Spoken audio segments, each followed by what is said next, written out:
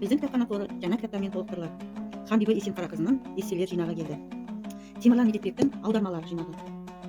Анес Сарайдың ару Алматы туралы әдемі жазылған. Бауыржан Омарұлының бақ қонған бәйтерек. Алия Үпежанованың мұнара кітабы келді. Алмас Темірбайдың Жеке батыр поэзия шығармасы келді. Гүлзада Ниеткалиева жүректегі жанартау. Және де Гарифолла есімнің дүниетаным баяны кітабы келді. Друзья, в нашей библиотеке пришли новые книги. Можете проходить почитать. Татьяна Устинова «Подруга особого назначения». Бестселлер. Дидахмет Ишимханова «Дьявольский ветер». Достық Камелов, Хаветдин Балганбаев «Свет негасимой звезды». И Асилова «История современных войн».